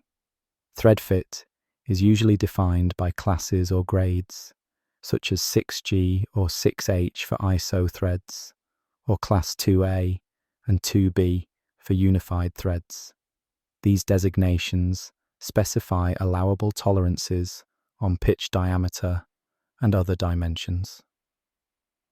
Another aspect of thread geometry is crest and root treatment. Sharp crests can act as stress risers and are more prone to damage. Rounded or flattened crests distribute stress more evenly and improve fatigue resistance. Some high-performance fasteners include radiused roots and rolled threads to further enhance strength. Thread engagement length, which is the axial length over which the threads of a bolt and nut are in contact, is also crucial. A general rule of thumb is that the engagement length should be at least equal to the nominal diameter of the screw for full strength in steel. In softer materials, longer engagement is required. Insufficient thread engagement can lead to stripping or failure under tensile or shear load. The orientation of threads also varies. Most threads are right-hand, meaning they tighten when turned clockwise. Left-hand threads are used in situations where the direction of rotation would otherwise loosen the fastener, such as on bicycle pedals or gas cylinder valves. In conclusion, thread geometry is not arbitrary. It is a precise engineering element that defines how a fastener performs under various loads, environments, and installation methods. Every aspect, from pitch and angle to diameter and profile, influences the fastener's strength, ease of use, and compatibility with mating parts. Understanding these properties allows engineers to select the right thread configuration for each application, ensuring safety, reliability, and performance. In the next section, we will examine the materials and coatings used in fastener manufacturing, including their mechanical properties, corrosion resistance, and suitability for different environmental conditions.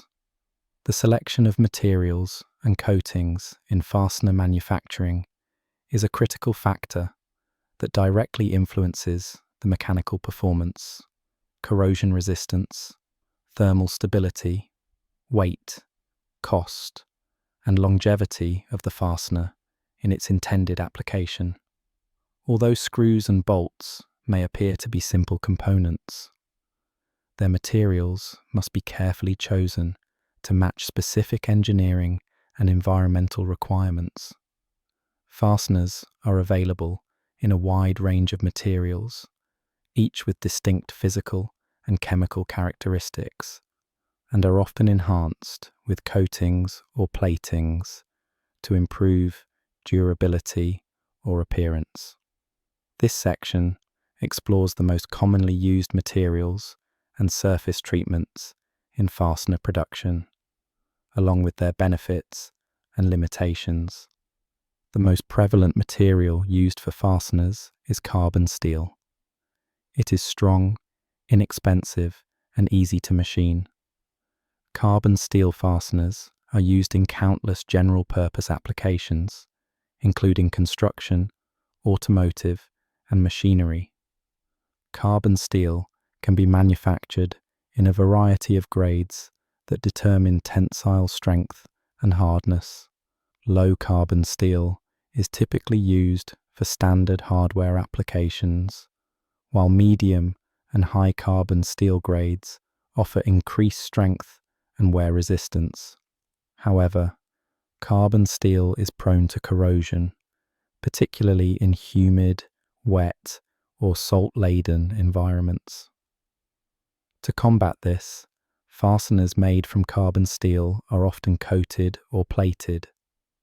Stainless steel is another common fastener material, valued for its corrosion resistance, especially in outdoor, marine, and chemical environments. Stainless steel contains chromium, which forms a passive oxide layer that protects the underlying metal from rust and corrosion. The most common stainless steel grades used in fasteners are AISI 304 and AISI 316. Grade 304 is suitable for most indoor and mild outdoor environments, while 316 contains added molybdenum, making it more resistant to pitting and crevice corrosion in harsh or saline environments. Stainless steel is softer than carbon steel, which can limit its use in high-strength applications, and it is more prone to galling, thread seizure caused by friction during tightening. Alloy steels are used in high-strength fasteners that must withstand significant loads, stresses, or fatigue. These steels are typically heat-treated to achieve tensile strengths exceeding 1000 MPa. Common applications include automotive suspension systems, aerospace components, and heavy machinery. Grade 8 bolts, often made from quenched and tempered alloy steel, are a good example. They are identifiable by markings on the head and offer higher strength than standard grade 5 or grade 2 fasteners. Because alloy steels are even more susceptible to corrosion than carbon steels, they are usually coated or used in controlled environments. Brass fasteners are made from a copper-zinc alloy and offer good corrosion resistance, moderate strength, and excellent electrical conductivity. They are typically used in plumbing, decorative hardware, and electrical applications. Brass is non-magnetic and resistant to sparking, making it suitable for hazardous environments. However, it is not ideal for high-load applications due to its relatively low tensile strength. Bronze, an alloy of copper and tin, offers even better corrosion resistance than brass, particularly in marine environments. Bronze fasteners are often used in shipbuilding, underwater structures, and historic restoration projects. Like brass, bronze is softer than steel and is not used for structural loads. Aluminum fasteners are extremely lightweight and resistant to corrosion, especially when anodized. They are used in aerospace, automotive, and electronics, where weight savings are critical. However, aluminum has a relatively low strength-to-weight ratio and is not suitable for high-stress applications unless reinforced by alloying with elements such as magnesium or silicon. Aluminum fasteners are also susceptible to galvanic corrosion when in contact with dissimilar metals. Titanium fasteners are known for their high strength, low weight, and exceptional resistance to corrosion. They are widely used in aerospace, medical implants, marine systems, and motorsports. Titanium is non-magnetic and biocompatible.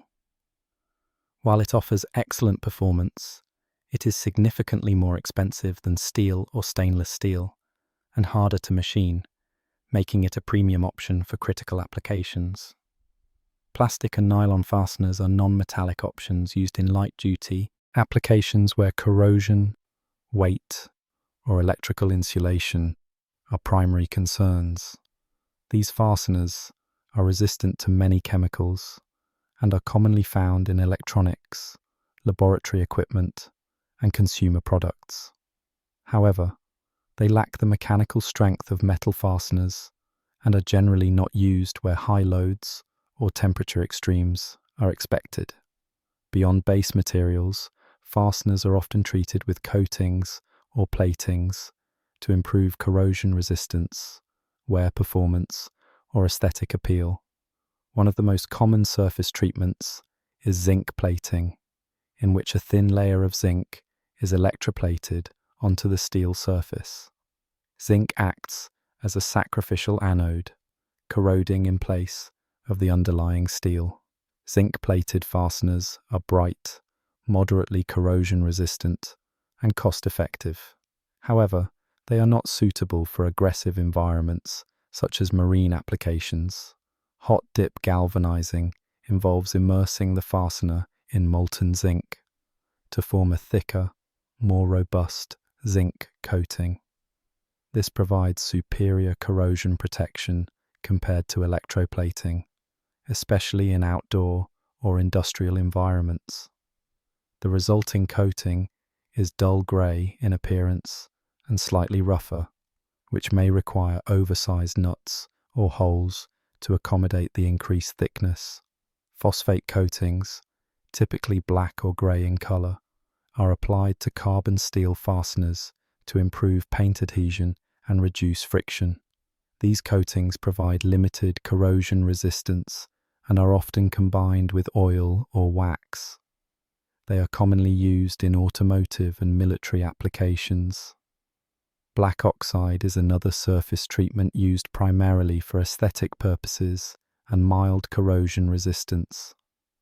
It is applied by a chemical reaction that converts the steel surface into a black magnetite layer. Black oxide fasteners are often used in electronics, tools, and firearms. The coating does not significantly increase part dimensions, making it suitable for precision assemblies. Nickel and chrome plating are used for decorative or high-wear applications. Nickel provides good corrosion resistance and a bright finish, while chrome adds a hard, shiny layer that is resistant to scratches and tarnishing. These coatings are common in consumer goods, plumbing fixtures, and automotive trim. Cadmium plating was once popular for aerospace and military fasteners due to its excellent corrosion resistance and lubricity. However, cadmium is toxic and environmentally hazardous, so its use has been largely phased out or restricted under environmental regulations. In critical environments, fasteners may be coated with PTFE, Teflon, or other fluoropolymer coatings. These provide low friction, chemical resistance, and non-stick properties, often used in chemical plants, offshore rigs, and high-temperature applications. In some applications, fasteners may be passivated, especially in stainless steel. Passivation removes surface contaminants and enhances the natural oxide layer, improving corrosion resistance. This treatment is especially important for fasteners used in food processing, pharmaceuticals, and medical devices. Selecting the appropriate material and coating involves considering several factors: mechanical load, environmental exposure, temperature extremes, chemical contact, galvanic compatibility, cost, and industry-specific regulations. In many applications, failure to select the correct material or surface treatment can lead to premature corrosion, seizure, galling, fatigue failure, or safety risks. In conclusion, fasteners may appear simple, but their material and coating characteristics are anything but trivial. From low-cost, zinc-plated steel bolts to high-performance titanium aerospace screws, each choice carries implications for durability, strength, resistance, and regulatory compliance. Understanding these options allows engineers and designers to make informed decisions that ensure safety, performance, and cost efficiency in their assemblies. In the next section, we will explore the role of international standards such as ISO, DIN, ANSI, and JS in defining fastener specifications, tolerances, and compatibility across industries and borders. The global use of fasteners in engineering, manufacturing, construction, transportation, and electronics demands a high degree of consistency and compatibility. This consistency is achieved through the adoption and enforcement of international standards, which define every critical aspect of a fastener's geometry, material, tolerance, strength grade, and surface finish. Without these standards, designers and manufacturers would face significant difficulties sourcing components, ensuring fitment, and maintaining quality across borders. In this section, we explore the major fastener standards developed by international organizations such as ISO, DIN, ANSI, and JIS, highlighting their origins, differences, and applications across industries. One of the most widely adopted fastener standards is the ISO metric system, established by the International Organization for Standardization, ISO. ISO standards are globally recognized and form the basis of fastener design in most countries. The ISO metric thread system uses millimeters for all dimensions and features a 60-degree thread angle. The standard thread profile, known as ISO 68-1, provides detailed specifications for pitch, depth, flank angle, root radius, and crest form. Thread tolerances are defined in ISO 965, which uses combinations like 6G external and 6H internal to define the fit between mating threads. ISO standards also cover fastener property classes such as 8.8, 10.9, and 12.9, which indicate the tensile and yield strength of the bolt. These designations are etched onto the head of bolts and are critical for structural and mechanical integrity. For example, a property class 10.9 bolt has a tensile strength of 1000 MPa and a yield strength of 900 MPa. These high-strength bolts are used in automotive, machinery, and construction, where safety and reliability are essential. The ISO fastener standards also include part specifications, such as ISO 4E14 for hex bolts, ISO 4762 for socket head cap screws, and ISO 7380 for button head screws. These standard numbers allow engineers to specify fasteners precisely in drawings, purchase orders, and quality control documentation. The DIN standards, developed by the Deutsches Institut für Normung in Germany, historically set the national benchmark for fasteners in German and many European industries.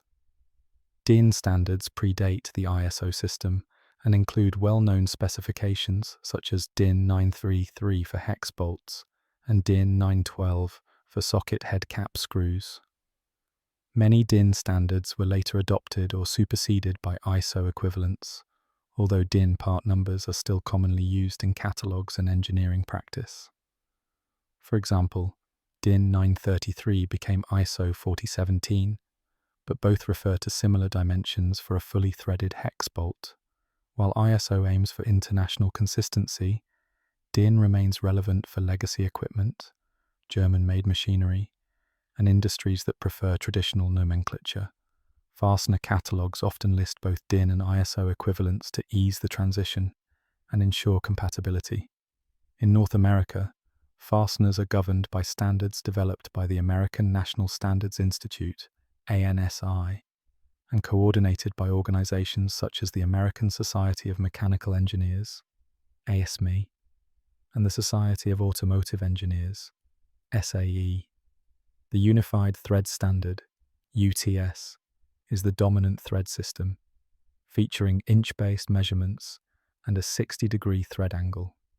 UTS includes thread series such as UNC, Unified National Coarse, and UNF, Unified National Fine, as well as specialty variants like UNF, Extra Fine, and 8UN.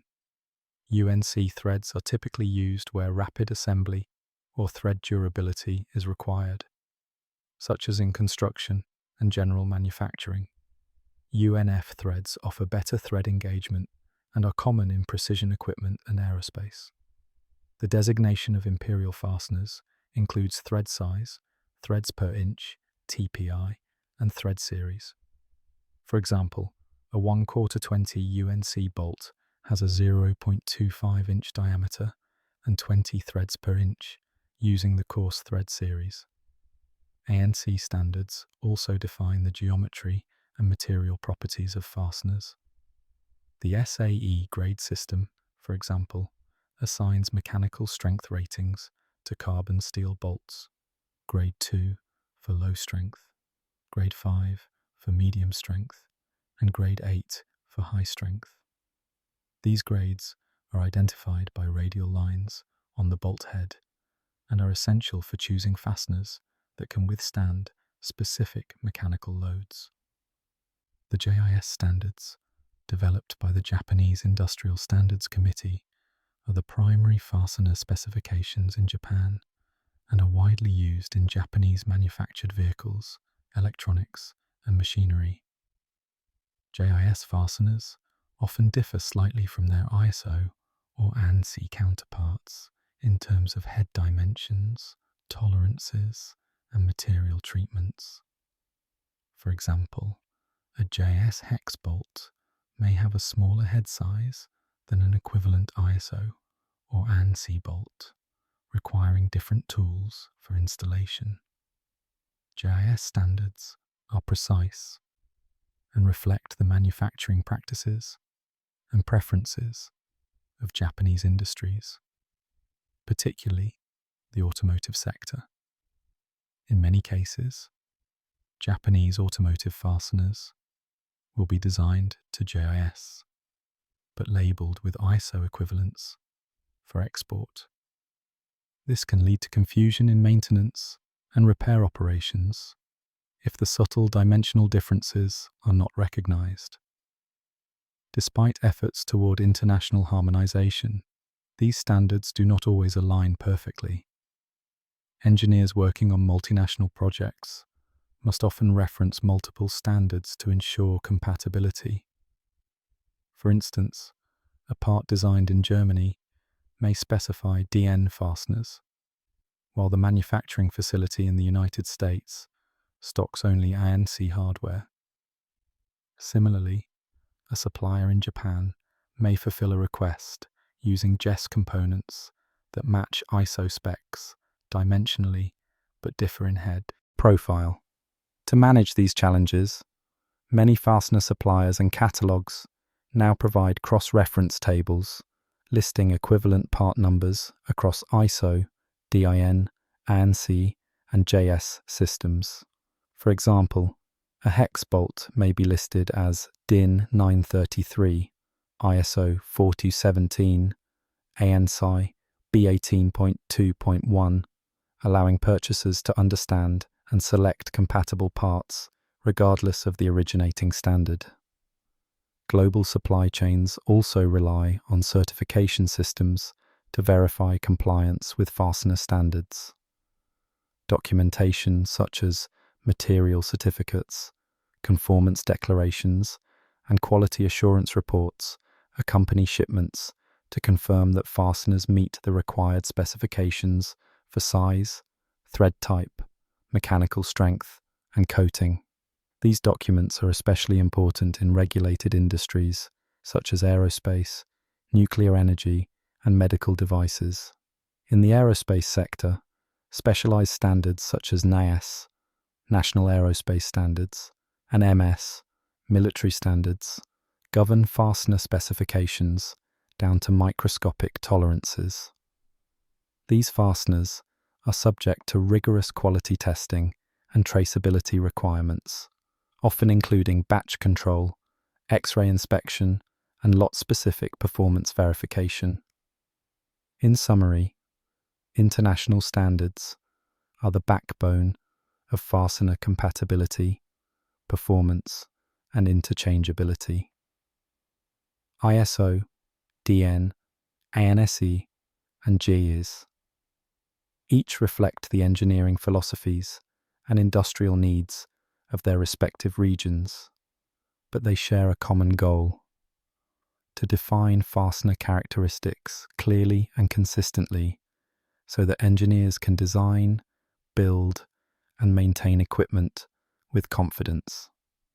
Understanding these standards enables better communication across teams, more reliable sourcing of parts, and fewer errors in production and assembly. In the final section, we will look toward the future of fastening and engineering, considering developments in automation, smart fasteners, additive manufacturing, and material science that may redefine how we connect components in the decades to come. As engineering continues to evolve in response to technological advances, new materials, and global challenges, so too must the humble fastener, an element often overlooked, yet fundamentally essential to the integrity of virtually every mechanical, structural, and electronic system. The future of fasteners lies not merely in continued mass production or incremental improvements in strength or corrosion resistance, but in a broader transformation that includes automation, digital integration, advanced materials, sustainability, and even smart technology. This final section explores the emerging trends and innovations that are likely to shape the future of fastener design, manufacturing, and application across industries.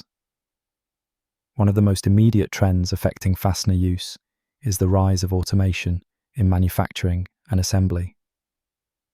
As industries increasingly adopt robotics, automated guided vehicles, AGVs, and computer-integrated manufacturing, the demand for fasteners that are compatible with robotic assembly tools is growing. This requires standardization not only of dimensions, but also of geometry and tool interfaces. For example, fasteners must be designed to be reliably gripped, aligned, and driven by automated tools without misfeeds, slippage, or misalignment. In response, manufacturers are optimizing head geometries, thread start profiles, and coatings for high-speed, error-resistant installation. This trend is especially prominent in the automotive, electronics, and aerospace industries, where production volumes are high and reliability is non-negotiable. Fastener feeding and placement systems are also becoming more sophisticated, incorporating sensors and real-time feedback to verify torque, angle, and seating force during installation. This brings us to the growing concept of smart fasteners. In the past, fasteners were purely passive components, fixed once tightened, and then largely ignored unless maintenance was required.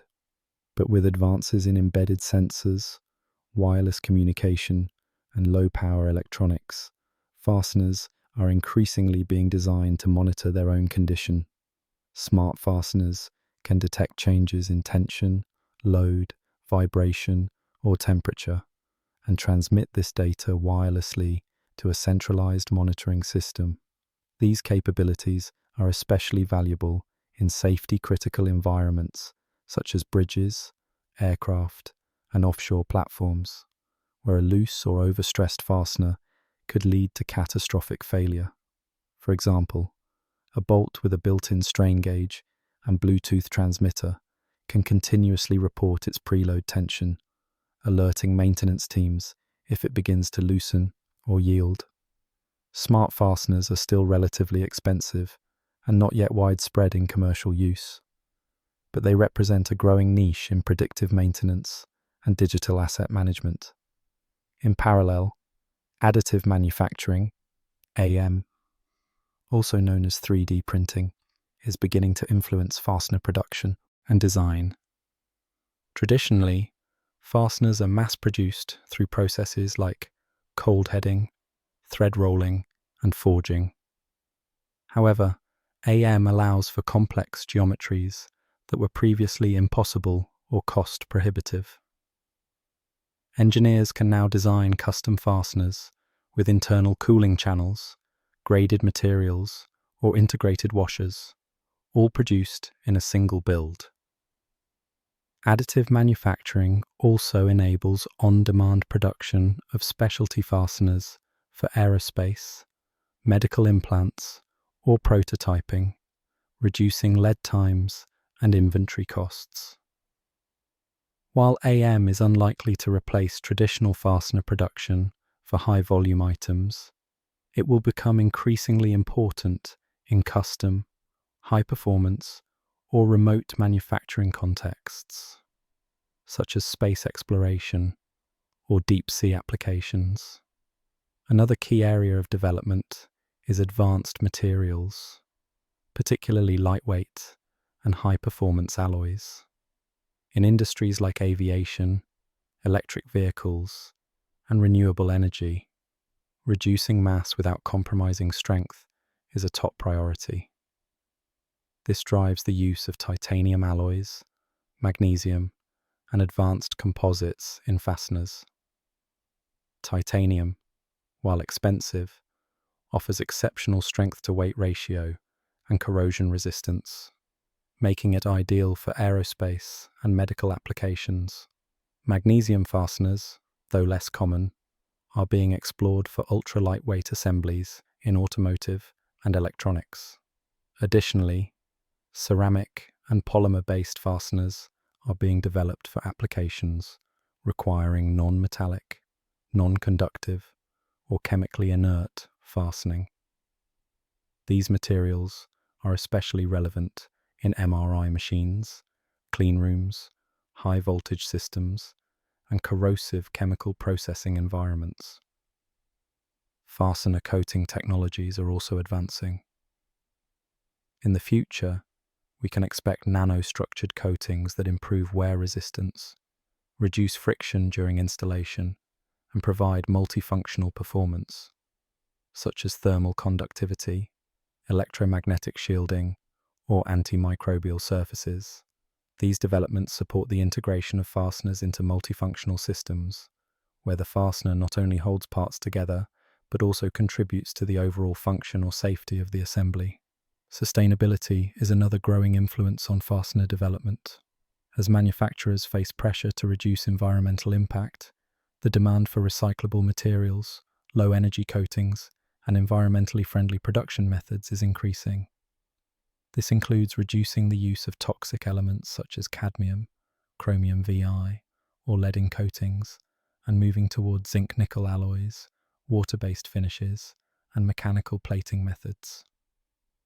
Additionally, modular design and disassembly-friendly fasteners are being developed to support end-of-life recycling, remanufacturing, or repair. In electronics, for example, snap-fit designs, captive screws, and quarter-turn fasteners are being used to allow technicians to quickly disassemble products without damaging components. This trend aligns with broader movements such as the circular economy and right to repair legislation, both of which encourage the design of products that are easy to service and recycle.